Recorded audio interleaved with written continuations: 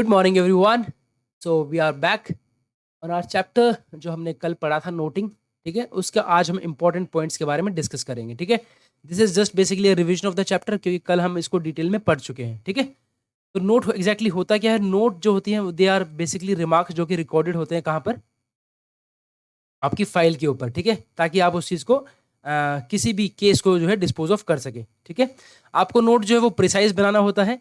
ठीक है, इसके अंदर आप अपना सजेशंस और जस्टिफिकेशंस दे सकते हैं। ठीक है, तो किसी भी मैटर पर जब आपको कोई डिसीजन लेना हो, किसको डिस्पोज ऑफ करना हो, तो उसके लिए हम नोट चलाते हैं। ठीक है, नोटिंग का जो प्रोसेस है इसके अंदर क्या इंपॉर्टेंट है? इंपॉर्टेंट है कि ये जो है ये इनिशिएट होता है बाय द डीलिंग ऑफिसर। ठीक है, और ये हमेशा नोट पोर्शन पर ही, जो कि ग्रीन शीट होती है, उस पर ही आपका प्रोसेस किया जाता है। मैं इसमें अंदर सिर्फ हाईलाइट करूंगा सिर्फ इंपॉर्टेंट पॉइंट्स को, ताकि आप उसको कर सके। ठीक है, चलिए, जितने भी जो वो है नोट है वो ग्रीन शीट पर होने चाहिए। ठीक है, ये किसके लिए हम करते हैं नोट पुटअप? किसके लिए? तो so that we can seek the approval of the competent authority. ठीक है, हमेशा जो आपका नोट है वो आपका समराइज वर्जन में होना चाहिए। लेंथी नोट आपको अवॉइड करने हैं, वर्बेटिम रिप्रोडक्शन नहीं करनी है, जैसा जैसा दे रखा है उसको पैराफ्रेज नहीं करना है, अपनी लैंग्वेज में आपको लिखना है और समराइज वर्जन में ही लिखना है आपको। ठीक है, फंक्शनल अप्रोच होनी चाहिए नोटिंग की, हमने पढ़ा है इसके बारे में, वैसे आगे भी पढ़ेंगे कि 4 टाइप की जो हमारी फंक्शनल अप्रोच होती है। अभी हम इसके बारे में लास्ट वीडियो में पढ़ चुके हैं, अभी आगे चल के भी पढ़ेंगे। ठीक है, उसके बारे में नेक्स्ट चलते हैं। आपका जो भी आपको ऑर्डर पास करने होते हैं या फिर कोई सजेशन करना होता है, तो अगर ऑफिसर एग्री करता है कि हाँ जो भी नोट के अंदर दिया गया है उससे मैं एग्री करता हूं, तो ऑफिसर क्या करेगा? अपने सिंपली अपेंड हिज सिग्नेचर, अपने सिग्नेचर अपेंड करेंगे और आगे बढ़ा देंगे। ठीक है, और अगर मान लीजिए वो कुछ लिखना चाह रहे हैं, तो वो नेक्स्ट नोट पर जो है अपनी चीजें लिख सकते हैं। ठीक है, और ऑफिसर को वो जो ग्राउंड जो है उसको बार बार रिट्रेट नहीं करना है। मतलब कुल मिला के कहना ये चाह रहे हैं यहाँ पर कि आपको नोट को रिट्रेट नहीं करना है, बार बार वही चीजें नहीं लिखनी है। ठीक है, अपनी लैंग्वेज में लिखना है और कंसाइज लिखना है। ठीक है, ये इंपॉर्टेंट पॉइंट है। नेक्स्ट है आपका, अगर आपके पास रनिंग समरी ऑफ फैक्ट्स है। रनिंग समरी ऑफ फैक्ट्स क्या होता है कि जिस भी केस के बारे में आप फैक्ट्स जो जो डेवलपमेंट होती है वो आप बनाते जाते हैं। राइट साइड में उसको ऊपर डेट डालते हैं, राइट साइड कॉर्नर पे, और वहीं पर उसका पेज नंबर भी डालते हैं, कॉरेस्पॉन्डेंस साइड में उसको अटैच करते हैं। और ये जो है इजी होता है आपके लिए स्पीडी डिस्पोजल के लिए, आपके केसेस के लिए। ठीक है, आप ड्रॉ अटेंशन कर सकते हो, सिंपली उसको रेफर करेंगे। आप जो भी आप उस फाइल का जब आप प्रोसेस करते हो और किसी के अंदर जिसके अंदर रनिंग समरी ऑफ फैक्ट्स दे रखा है, उसको आप सिर्फ रेफर करेंगे, लिखेंगे नहीं पूरी चीजें। ठीक है, रेलिवेंट एक्सट्रैक्ट जो भी है रूल्स की, एक्ट की, गाइडलाइंस की, वो आप फाइल के अंदर प्लेस करेंगे और उनको आप सिंपली रेफर करेंगे। ठीक है, ठीक है, अगर कुछ ज्यादा ही इंपॉर्टेंट है जिसको बिना लगता है कि आपको कि इसको हम लिखे बिना नोट पर नहीं डिसीजन पर पहुंच पाएंगे, तो आपको वो लिख देना है। ठीक है, नेक्स्ट है आपका सेल्फ कंटेन नोट पुटअप कब होता है? सेल्फ कंटेन नोट का होता है जब आपके पास सारी डिटेल्स आ चुकी है, उसके बाद जब आप नोट पुटअप करते हैं तो वो सेल्फ कंटेन नोट होता है।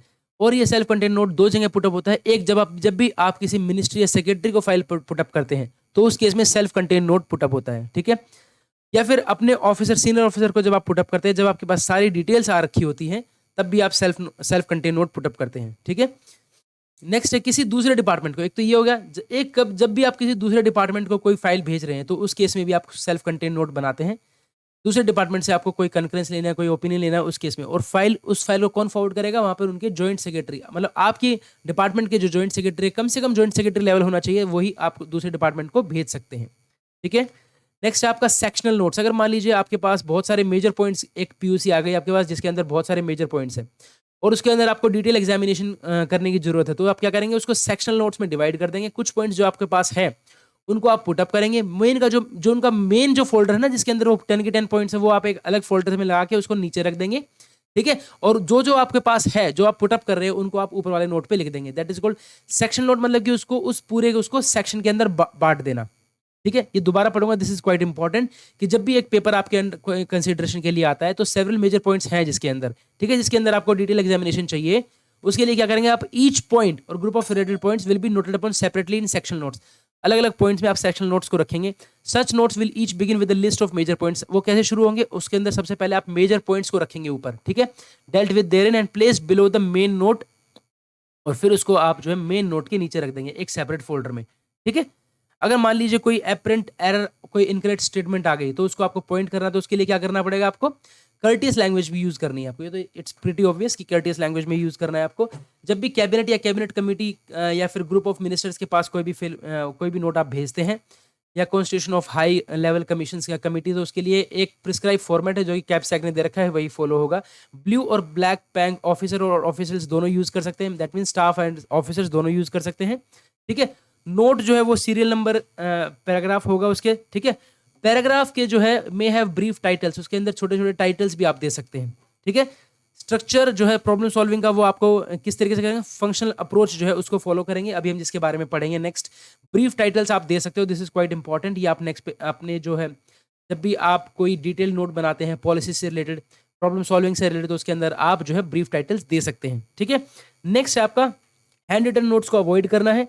जब भी हाफ से ज़्यादा पेज होगा तो उसको आपको रिटन इलेक्ट्रॉनिकली प्रिंट करना है, और दोनों साइड उसकी यूज़ होंगी। 1-1 इंच का चारों तरफ आपका स्पेस होना चाहिए ताकि पेज वेज फटे वटे तो मतलब यूज़ हो सके, मतलब उस पर कोई इम्पैक्ट ना हो। ठीक है, ई फाइल फाइल में आप यूज़ करते हैं, मेन्यू ऑप्शन से जाके यूज़ कर सकते हैं, आप उसको क्रिएट कर सकते हैं। देखिए यहाँ पर जो इंपॉर्टेंट है वो है क्लासिफाइड डॉक्यूमेंट की। कोई भी क्लासिफाइड डॉक्यूमेंट्स, क्लासिफाइड का मतलब हो गया आपके पास कोई भी सीक्रेट या टॉप सीक्रेट डॉक्यूमेंट जो कोई भी होगा ना, वो आप यूज़ नहीं करेंगे इलेक्ट्रॉनिक फाइल में। दिस इज रियली इंपॉर्टेंट कि नोट के अंदर जो जो आपकी ई फाइल है उसके अंदर आप कोई भी सीक्रेट और टॉप सीक्रेट जो भी फाइल्स है ना, जिनको हम क्लासिफाइड फाइल्स बोलते हैं, वो आपकी नोट यूज़ नहीं होगा। This is really important. ठीक है, नेक्स्ट चलते हैं आपका ग्रीन नोट में आप करते हैं फाइल पुटअप करते हैं। ठीक है, येलो नोट आपके पास ऑप्शन है, अगर आपको कुछ चीज़ डिस्कस करनी है येलो नोट पे कर सकते हैं, जो भी उसको ग्रीन नोट में कन्वर्ट करेगा उसी के नाम पर फाइल इनिशिएट हो जाएगी। DSC आपको साइन करने हैं, उसके लिए आपका जो आधार कार्ड है वो आपके मोबाइल से लिंक होना चाहिए, और वो आपको मिनिस्ट्री जो है करके देगी। ये कुछ स्टैंडर्डाइज फॉर्मेट दे रखे हैं क्विक नोटिंग के, और इसके अलावा दे रखा है किस तरीके से जो आप ई फाइल्स है वो आप डेलीगेट कर सकते हो। सिग्नेटरी डेलीगेशन, सेक्रेटरी असिस्टेंस या फिर अथॉरिटी डेलीगेशन। किसी में अथॉरिटी डेलीगेट कर सकते हैं, सेक्रेटरी असिस्टेंट जैसे PSPS हो गया, सिग्नेटरी डेलीगेशन कि किसी जैसे JS ने नीचे डायरेक्टर को पावर्स डेलीगेट कर दिया, उस चीज़ के बारे में है। ठीक है, अब आप जो है एग्जामिन कैसे करेंगे इसको, डीलिंग ऑफिसर कैसे उसको एग्जामिन करेगा। तो सबसे पहले जो है अगर कोई भी नोट जैसे वो क्लियरली अगर आपको दिख रहा है कि हाँ ये नोट हमारा प्रेसिडेंट पे है, प्रैक्टिस हम ऐसे ही नोट्स बनाते आ रहे हैं, तो आपको सिंपली उसको पुटअप कर देंगे। अगर कोई ऊपर हायर अथॉरिटी से कोई आपके लिए लिख के आता है, ठीक है, और तो वो आप उसके अंदर मेंशन करके उसको नोट को पुटअप करेंगे। ठीक है, तो जब भी कोई ऐसे जो रेगुलर केसेस हैं जिनमें प्रेसिडेंट क्लियर सेट है, जो आपको पता है कि रेगुलर बेसिस पर डील हो रहे हैं, उनके लिए आपको डिटेल नोट बनाने की जरूरत नहीं है। छोटा सा नोट बनाएंगे 3-4 लाइन का और उसको समराइज कर देंगे। ठीक है, कुछ इंपॉर्टेंट पॉइंट्स दे रखे हैं यहाँ पर, जो भी देखिए जो इंपॉर्टेंट पॉइंट्स हैं वही आपको बताएंगे। ये आपको पता है कि आपको मिस्टेक चेक करनी है, उसकी आपको पूरा जो जो आपके पास डिटेल्स अवेलेबल है वो आपको देनी है। ठीक है, ऑब्टेन द मिसिंग और करेक्ट इन्फॉर्मेशन, अगर ये इंपॉर्टेंट पॉइंट है कि आप अपने फ़ोन पर भी इन्फॉर्मेशन ले सकते हैं उनसे। ठीक है, और वो आप अपनी नोटिंग के अंदर शो कर सकते हैं।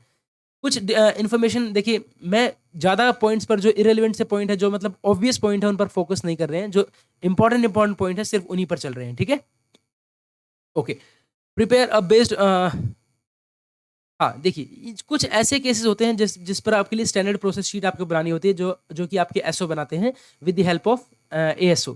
ठीक है, तो स्टैंडर्ड प्रोसेस शीट होती है, जैसे कि मान लीजिए लीव की कोई एप्लीकेशन हो गई या फिर एलटीसी की एप्लीकेशन हो गई, जिनमें आपको एक तरीके से यही लिखना है कि नेम ऑफ द ऑफिशियल, ये कहाँ जा रहे हैं, इन्होंने लास्ट टाइम कब लिया था, किस रूल के अंडर लिया है, उन्होंने एनओसी ली है या वहाँ के लिए नहीं लिए। तो इस तरीके जो है एक स्टैंडर्ड प्रोसेस शीट होती है, वो आप किन केसेस में यूज करते हैं। ये फंक्शनल अप्रोचिंग का ही एक पार्ट है। फंक्शनल अप्रोच का, फंक्शनल अप्रोच क्या होता है, 4 टाइप करके नोटिंग बनते हैं आपके। इफेमरल केसेस जो एकदम जिसमें आपको नोटिंग की कोई जरूरत नहीं है, सिंपली आपने उसको करके फाइल को जो है पुटअप करने की जरूरत नहीं होती, सिंपली उसको फाइल कर दिया, वो होते हैं इफेमरल केसेस। दूसरा आता है आपका जिसके अंदर कॉरेस्पॉन्डेंस हैंडलिंग केसेस होते हैं, जिसके अंदर बड़ा 3-4 लाइन का नोट बनता है और उसको आप डिस्पोज ऑफ करते हैं, जिसके बारे में अभी हमने बात किया, जो आपके पास डेली रेगुलर बेसिस पे जो आप कर रहे हैं। ठीक है, रिपीटेटिव केसेस आते हैं, रिपीटेटिव केसेस में आप जो है स्टैंडर्ड प्रोसेस शीट यूज करते हैं।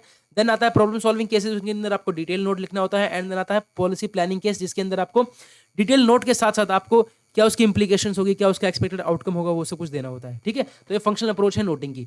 तो स्टैंडर्ड प्रोसेस शीट अभी हम आगे दिखाएंगे भी, बट हमने बताया जैसे कि इसके अंदर वो चीज़ें हम प्रोसेस करते हैं। ठीक है, रिपीटेटिव केसेस में आपका स्टैंडर्ड प्रोसेस शीट यूज होता है। ये क्वेश्चन के जो क्वेश्चन है पेपर के अंदर भी आया है।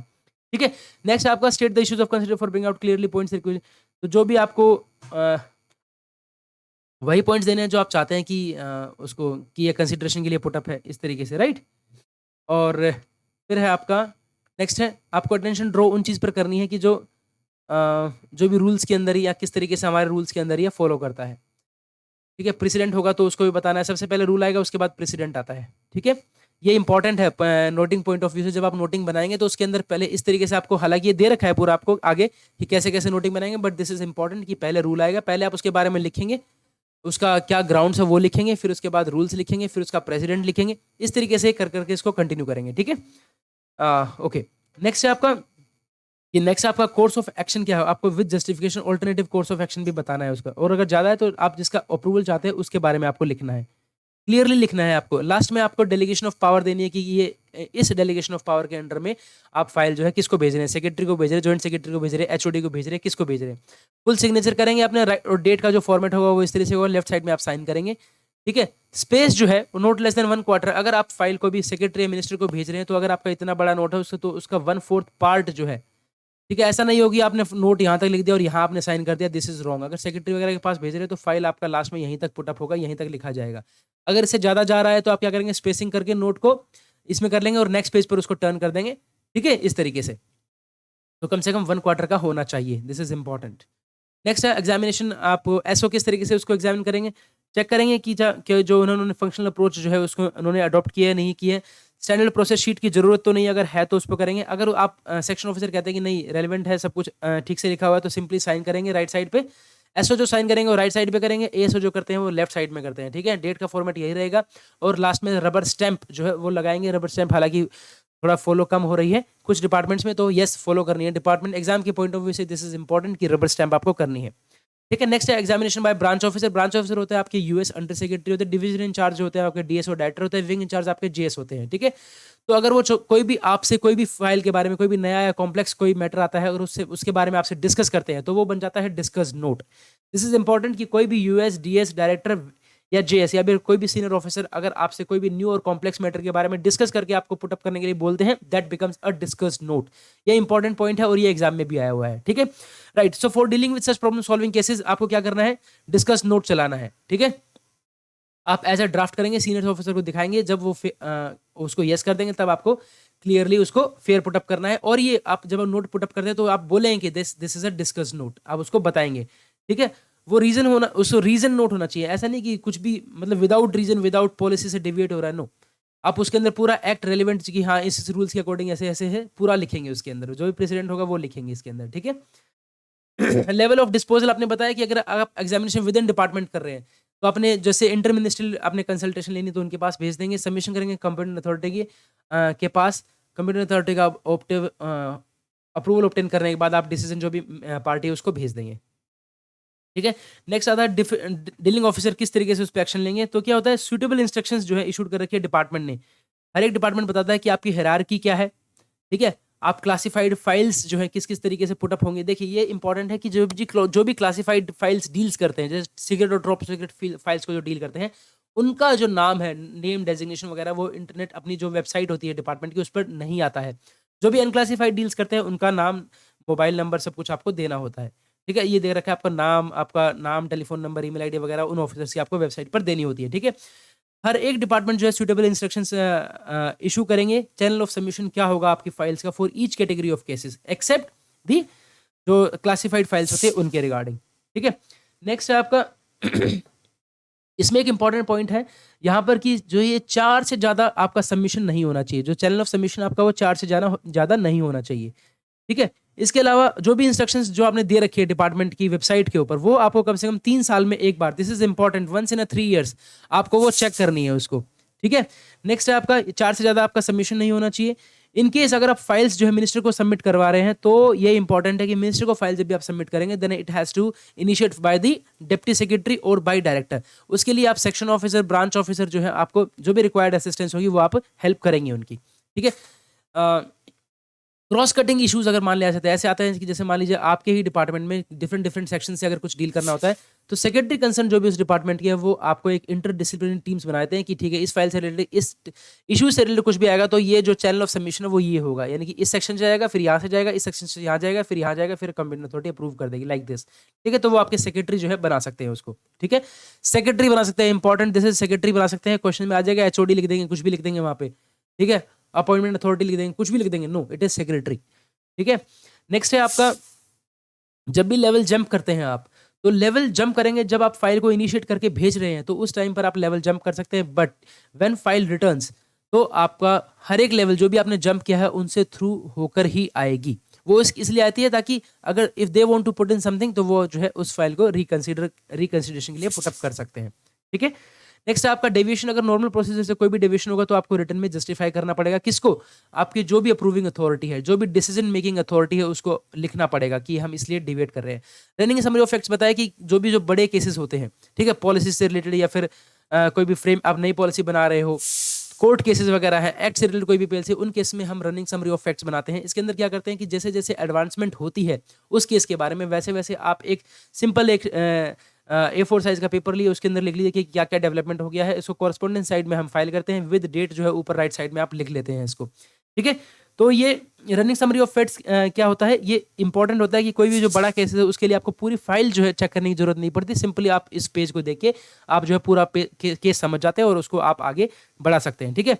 नेक्स्ट है आपका, इससे इंपॉर्टेंट किस लिए है ये, इससे आपका क्या होता है, इससे होता है आपका स्पीडी डिस्पोजल, ये इंपॉर्टेंट है। नेक्स्ट है आपका, कोई भी अदर डिपार्टमेंट्स की जो एडवाइस है सिर्फ वही आपको उसके अंदर लिखनी होती है। अपने डिपार्टमेंट के इंडिविजुअल ऑफिसर्स की जो है यहाँ पर ओपिनियन आपको नहीं लिखने होते हैं उसके अंदर, जो भी रनिंग समरी ऑफ फैक्ट्स है। ठीक है। आपको डेट वाइज उसको रखना पड़ता है। जैसे जैसे आपको एडवांसमेंट आती है 15 दिन में, 20 दिन में, तो वह आप अलग से एक नोटशीट बनाइए, उस पर लिखिए और सिंपली आप उसको वहाँ पर फाइल कर सकते हैं। What even you can do is, जैसे मान लीजिए आपने A4 साइज पर लिखा, उस पर 10 पॉइंट बनाया, 11 पॉइंट आपने लिखना है, उसका फोटो कॉपी किए, उसको आपने कॉरेस्पॉन्डेंस साइड में डाला, उसको नेक्स्ट आपने पेज नंबर दिया, आगे डाल दिया, 11 पॉइंट उस पर ऐड कर दिया, लाइक दिस। इस तरीके से आप कर सकते हैं। ठीक है। और जो भी पुराने पेपर्स हैं उनको डिस्ट्रॉय नहीं करना है, क्योंकि that has become a part of file, वो कॉरेस्पॉन्डेंस का पार्ट बन जाएगा, उसको आपको डिस्ट्रॉय नहीं करना है। ओरल डिस्कशंस के बारे में एक सिंपल सा क्रक्स ये है कि अगर आप चाहे कोई भी आपको इंस्ट्रक्शन दे, चाहे बीट सेक्रेटरी, मिनिस्टर, कोई भी दे, आपके सीनियर ऑफिसर, सीनियर से सीनियर ऑफिसर कोई भी दे, आपको उनसे कंफर्म करना है रिटर्न में।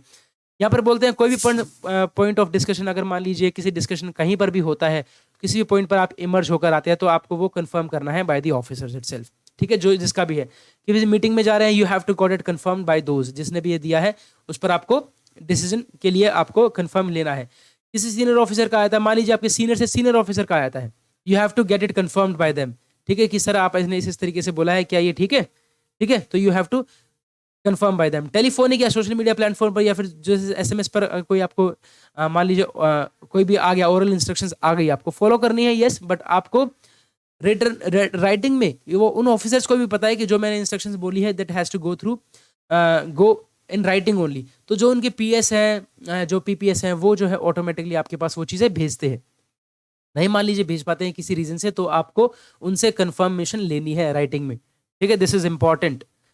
जैसे मान लीजिए यहाँ पर आता है जैसे अगर मान लीजिए आप किसी आपके सीनियर से सीनियर ऑफिसर ने आपको दिया, तो उस केस में आप क्या करेंगे, आप सिर्फ अपने सीनियर ऑफिसर को बताएंगे, सर इस तरीके से मुझे जो है इमीडिएट सीनियर जो भी आपका है उनको आप बताएंगे, सर इस तरीके से मुझे वहाँ से जॉइंट सेक्रेटरी साहब से या सेक्रेटरी सर से ऐसे इंस्ट्रक्शंस मिली है, तो वो जो है अपने आप उनको बताना है। मिनिस्टर के बिहाफ पे अगर मान लीजिए कोई इंस्ट्रक्शंस आती हैं आपके पास, तो उनके PS ने दिया या उनके मेंबर्स पर्सनल स्टाफ ने दिया, तो वो भी आपको कंफर्म करनी है राइटिंग के अंदर। ठीक है। मान लीजिए मिनिस्टर साहब जो है बीमार हैं या इस तरीके से इस तरह से नहीं आ सकते हैं, तो उनके जो PS है वो राइटिंग में आपको लिख के देंगे, तभी आपको वो फाइल जो है आगे बढ़ाने काम उस पर कर देना है। लेकिन जैसे मिनिस्टर रिटर्न आते हैं तब आपको ये उनसे कंफर्मेशन ले लेनी है। तो यहाँ पे कुल मिलाकर यही है ओरल इंस्ट्रक्शंस का, कि आपको कुछ भी हो जाए राइटिंग में कंफर्मेशन लेनी ही लेनी है। ठीक है। और इसके अलावा अगर आप एक जूनियर ऑफिसर है, आप सीनियर ऑफिसर्स के पास भेजते हैं, तो सीनियर ऑफिसर्स की भी ये रिस्पॉन्सिबिलिटी बनती है कि वो आपको वो जो भी इंस्ट्रक्शन उन्होंने दिए थे उसको वो राइटिंग में लिख के दे। ठीक है। मॉडिफिकेशन ऑफ नोट्स और ऑर्डर, कोई भी मॉडिफिकेशन और नोट्स जो है वो अलाउड नहीं है। ठीक है। आप अपने ही नोट को मॉडिफाई, अगर आप जिसमें लिख रहे हैं उसमें आप मॉडिफाई कर सकते हैं, लेकिन जो प्रीवियस नोट्स है उसमें मॉडिफिकेशन अलाउड नहीं है। कोई आपने ओपिनियन दिया, अब आप चेंज करना चाहते हैं, आप रेफर करके अगले नोट पे चेंज कर सकते हैं। ठीक है। बट आप उसके अंदर वहां जाके उसको मॉडिफाई, उसको पेज को हटा नहीं सकते हैं। जैसे ही जब तक नोट आपके पास है, जब तक नोट में आप मॉडिफिकेशन कीजिए, करेक्ट कीजिए, कुछ भी कीजिए, बट जैसे ही आपने फाइल आगे भेजी, उसके बाद जैसे ही दूसरे ऑफिसर ने उसके ऊपर कुछ लिख दिया, दैट मीन्स अगली नोटिंग उस पर आ गई, उसके बाद उसके अंदर कोई मॉडिफिकेशन या रिवर्सल अलाउड नहीं है। ठीक है। और अगर मान लीजिए कुछ ऐसे केसेस भी हो जाते हैं जहां पर आपको लगता है कि हमने कुछ गलत कर दिया इसके अंदर, ठीक है, जिसमें आपको लगता है कि यार ये तो कुछ गलत हो गया और अब तो इसमें रिव्यू करने की जरूरत है या फिर इस तरीके से जरूरत है, तो उस केस में क्या करेंगे आप? उसके रिव्यू करने के लिए क्या करेंगे, मिनिस्ट्री ऑफ लॉ से अगर रिक्वायरमेंट है तो मिनिस्ट्री ऑफ लॉ से आप अप्रूवल लेंगे, ठीक है। और जिस भी ऑफिसर ने लास्ट टाइम जो नोट अप्रूव किया था उससे नेक्स्ट जो है ऑफिसर से आप अप्रूवल लेंगे और तब वो पार्टी को वो लेटर भेजेंगे। This is also becomes very important कि आप ऐसा करेंगे, ठीक है। नेक्स्ट है आपका, किसी भी, मैंने आपको बताया किसी भी सर्कमस्टेंसेज में जो नोट है उसके ऊपर कुछ पेस्टिंग नहीं होगी, रिमूव नहीं होगा। नोट ऑफ डिसएग्रीमेंट है, मिनिस्ट्री ऑफ लॉ के पास भेजेंगे, वहां से आप सीनियर जो भी अथॉरिटी मान लीजिए एचओडी आपका डायरेक्टर है, उन्होंने अप्रूव करके भेजा है तो नेक्स्ट टाइम आप उनसे सीनियर ऑफिसर जेएस से अप्रूवल लेके वो फाइल भेजेंगे आगे। फंक्शनल अप्रोच मैंने आपको बताया कि जो नोटिंग है वो ऑप्टिमम लेवल तक रखनी है, उसी के लिए आपको सिस्टमैटिक और फंक्शनल होनी चाहिए वो नोटिंग आपकी, ठीक है। इसका साइज मैटर करता है, तो साइज की वजह से ही आपको जो है नोटिंग के अप्रोच दे रखी है यहाँ पर। 5 टाइप की दे रखी है, ephemeral cases, correspondence handling, repetitive cases, problem solving cases और पॉलिसी केसेस। रिपीटेटिव केसेस के बारे में स्टैंडर्ड प्रोसेस शीट यूज होती है, ये एग्जाम में भी आया है, this is important. Ephemeral cases है जिसके अंदर कोई नोटिंग की जरूरत नहीं है, सिंपली जो जो लेटर आया है उसी पर लिखिए नोटिंग, ये इसका कुछ नहीं है, हमसे पर्टेन नहीं करता है, वापस भेज दीजिए, इस तरीके के केसेस होते हैं। कॉरेस्पॉन्डेंस हैंडलिंग, कुछ आपसे इन्फॉर्मेशन मांग रहे हैं, शॉर्ट नोटिस का 3-4 लाइन का नोट बनता है, भेज देंगे।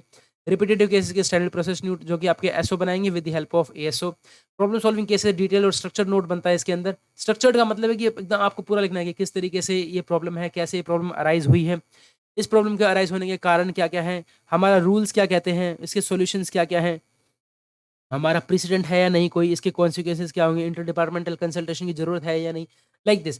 पॉलिसी केसेस जो है वे भी same similar to problem solving cases, बस इसके अंदर थोड़ा सा डिफरेंस ये है कि आपको इसके अंदर आउटकम भी लिखना है कि एक्सपेक्टेड आउटकम क्या होंगे इस पॉलिसी का, इंप्लीकेशंस क्या होंगे, ठीक है। तो वो चीज़ें भी आपको इसके अंदर ऐड करें। तो सबसे ज़्यादा पॉलिसी वाला केस जो है नोट सबसे बड़ा होता है, फिर आपका प्रॉब्लम सॉल्विंग केस आपका सेकंड नंबर पर बड़ा होता है, ठीक है, लाइक दिस। तो हमने बताया इफेमरल केसेस के अंदर क्या होता है, नो नोटिंग केस होता है इसके अंदर, ठीक है। आपको रिकॉर्ड्स जस्ट उसी के अंदर जो भी लेटर आया है उसके अंदर आपको वो जो है लिखना होता है, ठीक है। ये इंपॉर्टेंट है यहाँ पर कि आपको एक जीरो बंडल ओ बंडल करके आपको एक फाइल बनानी है जिसको 31 ऑफ दिसंबर एवरी ईयर आपको डिस्ट्रॉय करना है। दिस इज इंपॉर्टेंट कि तो आपको 31 दिसंबर को वो फाइल डिस्ट्रॉय कर देनी है, ठीक है। इट शुड नॉट बी आप सोचेंगे कि नहीं ये तो फाइनेंशियल ईयर के अकॉर्डिंग चलना चाहिए, नो, ओ बंडल आपका हमेशा 31 दिसंबर को ही डिस्पोज ऑफ होगा, उसको आप डिस्ट्रॉय कर देंगे, ठीक है। कोरस्पॉन्डिंग हैंडलिंग केसेस होता है जिसके अंदर आपको it does not require any detail noting, इसकी जरूरत नहीं होती है, 3-4 सेंटेंसेस का आप नोट बनाइए और इसको डिस्पोज ऑफ कर दीजिए, ठीक है। सजेशन या एक्शन जो भी कुछ चाहिए होता है वो आप उनसे मांग सकते हैं। रूटीन और रिपीटेटिव केसेस की मैंने आपको बताया, जैसे मान लीजिए कोई विजिलेंस, जैसे देखिए यहाँ पर इन्होंने एग्जाम्पल दे रखा है किस किस तरीके के केसेस हो सकते हैं। दिस इज इंपॉर्टेंट, ये याद कीजिएगा आप कि सैंक्शनिंग ऑफ लीव, ठीक है, motor car advance, pension cases, release in grant and aid, giving permission to an organization to use the emblem or logo of the ministry, vigilance cases, clearance cases नहीं, vigilance clearance मांग रहे हैं, ठीक है। तो ये क्या है, इन सब के लिए आप एक स्टैंडर्ड प्रोसेस शीट ही यूज करेंगे, ठीक है। क्या होता है basically, these are predetermined points होते हैं ये, कि पहले से कि these are predetermined points होते हैं, ये आपको चेक करेंगे, सीधा सीधा आप इसको प्रोसेस कर देंगे। ऐसे केसेस में कोई भी कन्वेंशनल नोट बनाने की जरूरत नहीं होती, no conventional note will be recorded in such cases, this is important, ठीक है। सीधा सीधा फेयर रिप्लाई पुटअप करेंगे फाइल के अंदर और स्टैंडर्ड प्रोसेस शीट के अंदर, और आप इस केस को प्रोसेस कर देंगे, ठीक है। स्टैंडर्ड प्रोसेस शीट मैंने आपको बताया एसओ के द्वारा होती है with the help of dealing officer, उनकी हेल्प लेके करते हैं इसको, ठीक है। स्पेसिमेन कॉपी आगे दे रखी है, हम इसके बारे में डिस्कस करेंगे अभी आगे। प्रॉब्लम सॉल्विंग केसेस क्या होते हैं, प्रॉब्लम सॉल्विंग केसेस जिसके अंदर आपको डिटेल नोट लिखना होता है, ठीक है। हर एक एस्पेक्ट में आपको चर्चा करनी होती है, जैसे क्या क्या कि प्रॉब्लम क्या है, प्रॉब्लम कैसे अराइज हुई है वो बताइए, हमारा एक्ट रूल पॉलिसी हमारे क्या कहता है, उसके बाद प्रेसिडेंट क्या है, उसका प्रेसिडेंट क्या है, प्रेसिडेंट में ऐसा कभी पहले आया है, ठीक है। पॉसिबल सॉल्यूशंस क्या है, क्या है, जो मान लो 10 सॉल्यूशन प्रपोज कर रहे हैं उसमें से आप बेस्ट सॉल्यूशन क्यों है, क्या है और क्यों है, ठीक है। इसके कॉन्सिक्वेंसेज क्या होंगे, इंप्लीकेशंस क्या होंगे इसका सॉल्यूशंस के, इंटर डिपार्टमेंटल कंसल्टेशन रिक्वायरमेंट है तो वो लिखेंगे, कॉम्पिटेंट अथॉरिटी के पास सबमिट कर देंगे। नेक्स्ट आपका पॉलिसी एंड प्लानिंग केसेस, ये सबसे बड़े केसेस होते हैं जिसके अंदर आपको सफिशिएंटली, वैसे तो इसको जो है सफिशिएंटली हायर केसेस जो है, हायर और जो ऑफिसर्स है वही पुटअप करते हैं, बट यस उनको आपकी रिक्वायरमेंट, उनकी जरूरत होती है आपको, तो वो कहीं ना कहीं आपकी हेल्प लेते हैं, ठीक है। Maximum amount of systematic developed systematically, एकदम मैक्सिमम जितना हो सकता है उतना उसको किया जाता है। तो इसका भी एक प्रोसीजर वही जो मैंने आपको भी यहाँ पे बताया कि कैसे प्रॉब्लम अराइज होती है। तो यहाँ पर प्रॉब्लम है, हाउ द प्रॉब्लम है अराइजन, उसके क्रिटिकल फैक्टर्स क्या क्या है वो बताइए आप हमें, ठीक है। एडिशनल इन्फॉर्मेशन अगर आपको कुछ लेनी है तो वो आप उसके अंदर लिख सकते हैं, दूसरे डिपार्टमेंट से कलेक्ट कर सकते हैं, ठीक है। फिर नेक्स्ट आपका रूल क्या कहता है, आपकी पॉलिसी क्या कहती है, ठीक है। आप उस रूल को किस तरीके से इंटरप्रेट करते हैं वो देखना है। प्रेसिडेंट क्या क्या है इसके, प्रेसिडेंट कोई है ऐसे, अगर वेरिंग प्रेसिडेंट है मान लो उसी से वेरी कर रहे हैं तो वो भी आपको डिफरेंस जो है वो आपको लेके आना है, ठीक है। क्रिटिकली एनालिसिस करना है, क्रिटिकली का मतलब होता है कि पॉसिबल ऑल्टरनेटिव एग्जामिन करना है आपके कि पॉसिबल ऑल्टरनेटिव्स क्या क्या है इसके, ठीक है, और उसमें से बेस्ट सोल्यूशन क्या है इसका। इसके क्या रिpercussions होंगे वो क्या लिखना है। मोडेलिटी ऑफ इम्प्लीमेंटिंग, अगर इम्प्लीमेंट कर देंगे तो इसका मॉडल क्या रहेगा इसको इम्प्लीमेंट करने का, ठीक है। तो इसको आपको क्रिटिकली एनालाइज करना है, ये बहुत इंपॉर्टेंट है। क्रिटिकल एनालाइज देखिए यहाँ पर एक तरीके से इसकी पूरी डेफिनेशन दे रखी है। अगर मान लीजिए आपके पास क्वेश्चन आया था कि इसको क्रिटिकली एनालाइज कीजिए, तो ये ऑटोमेटिकली इंपॉर्टेंट बन जाता है कि आपको क्या क्या चीज करनी है अगर क्रिटिकली एनालाइज करना है। दैट मीन्स उसको आपको एग्जामिन करना है, पॉसिबल आपको ऑल्टरनेटिव सोल्यूशन देने हैं, बेस्ट सोल्यूशन क्या है वो देने हैं आपको, ठीक है। दूसरे मिनिस्ट्रीज का क्या व्यू है, ठीक है, वो आपको इसके अंदर लिखना है, ठीक है। फाइनेंशियल इंप्लीकेशंस क्या होंगी वो लिखना है, रिपरकशंस क्या होंगे, मोडेलिटी ऑफ इम्प्लीमेंटिंग क्या होगा, अथॉरिटी कॉम्पोनेंट कौन है, ये बहुत इंपॉर्टेंट है। क्रिटिकली एनालाइज आपको इस तरीके से करना है, ठीक है। कंक्लूडिंग पैराग्राफ में क्या लिखना है आपको कि आपको एक सजेस्ट करना है लास्ट में कि ठीक है सब कुछ करने के बाद आपको हम ये चाहते हैं, हम ये सजेस्ट कर रहे हैं अपने तरफ से, ठीक है। और जिस पर जो भी आपको जो सीनियर ऑफिसर चाहते हैं लास्ट वाले पॉइंट में उसको ये मिल जाए कि हाँ हम ये चाहते हैं, तो उसके लिए ईजी हो जाता है। पूरा 3 पेज का नोट पढ़ने के बजाय वो लास्ट पॉइंट से गेस कर सकता है कि हाँ आप ये चाहते हैं, ठीक है। जब भी जब भी आप जहाँ पर जो डिसीजन वो हायर अथॉरिटी लेना, जैसे कि कोई कमेटी या बोर्ड या कैबिनेट कमेटी कुछ भी ले रहा है, तो आपको वो जो है स्पेसिफिकली मेंशन करने हैं। अगर मान लीजिए आप फाइल जो है वैसे सेक्रेटरी के पास जाती है, लेकिन आप चाह रहे हैं कि नहीं ये जो फाइल है कैबिनेट पहुंचे, तो आपको स्पेसिफिकली मेंशन करना है कि this file would reach to cabinet like this, ठीक है। ओके नाउ अब आता है ये स्ट्रक्चर दे रखा है आपको कि प्रॉब्लम सॉल्विंग का स्ट्रक्चर क्या क्या है, ये देख लिया इंपॉर्टेंट है। फाइल नंबर आपको राइट कॉर्नर पे देना है। आप क्या कर सकते हैं, एक A4 शीट लीजिए और ये जो फाइल नंबर जो चीज़ें दे रखी है सबसे पहले आप लिख लीजिए इसको, ठीक है। फाइल नंबर देना आपको सबसे पहले राइट हैंड कॉर्नर पे, उसके बाद अपनी मिनिस्ट्री का नाम लिखना है, एडमिन सेक्शन जो भी लिखना है वो लिख देना है। फाइल नंबर देने के बाद आपको आता है सब्जेक्ट, आपको केस का सब्जेक्ट देना है, ठीक है। प्रॉब्लम क्या है आपकी, इशू क्यों, जो प्रॉब्लम है मतलब इंट्रोडक्शन देनी है कि ये प्रॉब्लम है और इसको हम रिजॉल्व करना चाहते हैं। जो भी एक्ट रेगुलेशन जो भी लगता है वो देना है, कोई भी प्रेसिडेंट है तो वो देना है, एनालिसिस करना है उसको सीक्वेंस में, फिर उसकी क्या क्या फाइनेंशियल इम्प्लीकेशंस होंगी, कॉस्ट बेनिफिट क्या होगा उसका, सब कुछ देना है। क्या क्या सोशल इम्प्लीकेशंस क्या है, जेंडर इम्प्लीकेशंस क्या है वो देखना है। रीजन कंक्लूजन होना चाहिए, रीजनेबल होना चाहिए, ठीक है। रीजन दे के आपको कंक्लूजन करना है। एक से ज़्यादा कोर्स ऑफ एक्शन है तब भी आपको लास्ट में क्यों कौन सा चाहते हैं कैटेगरी आपको स्पेसिफाई करना है। क्या कौन सी अथॉरिटी जिनके पास आप भेजना चाह रहे हैं, लास्ट में डॉकेटिंग और रेफरेंसिंग करते हैं। रेफरेंसिंग का मतलब होता है यहाँ पर पेज नंबर, डॉकेटिंग का मतलब होता है जो आप यहाँ पे लिखे थे ना, इसी की यहाँ पे आपने टिक दिया और यहाँ पे लिख दिया page number this to this, इतना जो है कॉरेस्पॉन्डेंस पे, that is called docketing. Signature करना है लास्ट लेफ्ट साइड में आपको डीलिंग ऑफिसर ने, और राइट साइड में आपको एसओ ने जो है साइन करना है, अलॉन्ग विद उनको स्टैम्प भी लगानी है, ठीक है। फंक्शनल नोट आपने समझ लिया किस तरीके से होता है। इसका जो है सिंपल जैसे फंक्शनल नोट का जो मेन है वो है आपका कि स्पीडी वो हो सके और ये प्रॉब्लम सॉल्विंग केस है कैसा है, तो नोट किस टाइप का बनेगा वो हम देख सकते हैं फंक्शनल अप्रोच की वजह से। स्टैंडर्ड प्रोसेस शीट का आपने एक एग्जांपल देखा, यहाँ पर आप अपना लिखेंगे फाइल नंबर जो भी लिखेंगे, ठीक है। फाइल नंबर आप पूछेंगे कैसे बनता है, क्यों बनता है, ये हमने अपनी फाइल्स के अंदर डिस्कस किया है, जो मेरा प्रीवियस वीडियो है, ठीक है, उसके अंदर आप जाके देख सकते हैं। नेक्स्ट है आपका डिपार्टमेंट का नाम लिखना है, किस सेक्शन से डील करता है वो लिखना है। स्टैंडर्ड प्रोसेस शीट फॉर, यहाँ पे लिखेंगे study leave case. Points to be considered, name of the officer, designation क्या है, प्रोपोर्शन से क्लियर है या नहीं है, लेस देन 5 ईयर सर्विस है या नहीं है, रेलिवेंट स्टडी उन्होंने पहले से अप्लाई की नहीं है, एनओसी लिया है नहीं लिया है, किससे लिया है, कॉन्डोन कर सकते हैं नहीं, कोई प्रेसिडेंट है ऐसा नहीं, विजिलेंस सेक्शन से क्लियरेंस मिल गया है नहीं, कोई बॉन्ड भरा है नहीं भरा, बॉन्ड का फॉर्मेट ठीक है नहीं है। इसके अलावा जो लीव सैलरी है वो कैसे मिलेगी, नेक्स्ट कोर्स ऑफ एक्शन क्या है आपकी तरफ से, रेलिवेंट इश्यूज को राइज करेंगे, और कॉम्पिटेंट अथॉरिटी क्या लिखना चाह रहे हैं, कौन है इस केस में, कौन क्या नहीं, कौन है इस केस में वो लिखेंगे। यहाँ पे लेफ्ट साइड में आप साइन करेंगे, सिग्नेचर करके आगे भेज देंगे, राइट। तो ये रहा हमारा एक तरीके से रिवीजन रहा, इंपॉर्टेंट पॉइंट्स का हमने नटशेल में थोड़ा सा जानने की कोशिश की। जैसे जैसे हम इनकी फ्रीक्वेंट और ज़्यादा रिवीजन करेंगे तो सिर्फ इंपॉर्टेंट पॉइंट्स को ही हम टच करेंगे, और इस तरीके से क्या होगा, आप जस्ट 5-10 मिनट्स की वीडियो बनेगी, with the help of this आप क्या है रिवीजन वो आपका हो सकता है, ठीक है। This will help you a lot, I hope with this, thank you so much and have a great day.